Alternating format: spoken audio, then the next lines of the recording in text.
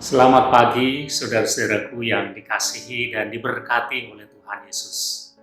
Tidak berkesudahan kasih setia Tuhan, selalu baru setiap pagi. Saudara, tentunya saudara-saudara tahu apa yang namanya iri. Ya, iri hati. Iri hati itu artinya adalah perasaan tidak senang atau tidak suka dengan kelebihan orang lain atau dengan keberuntungan orang lain. Saudara, sadarkah kita bahwa iri hati itu sesungguhnya bisa terjadi pada siapa saja, termasuk juga pada kita?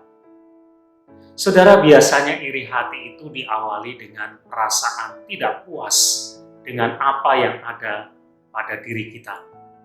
Kita merasa kurang, kita merasa tidak punya sesuatu, kita tidak puas dengan keadaan kita, dan itu membuat kita tidak bisa bersyukur. Dan yang kedua, yang membuat orang menjadi iri hati adalah ketika dia membandingkan hidupnya dengan orang lain. Dia yang kurang, orang lain lebih. Saya miskin, dia kaya. Saya sakit, dia sehat. Ketika kita membandingkan dengan orang lain dan kita melihat bahwa orang lain punya kelebihan-kelebihan yang saya tidak punya, maka kita bisa jatuh kepada yang namanya iri hati. Saudara, iri hati itu tidak baik. Dampak buruknya adalah kita menjadi orang yang tidak bisa bersyukur. Kita akan selalu mengeluh dengan keadaan kita. Bahkan relasi kita dengan orang lain itu bisa menjadi rusak.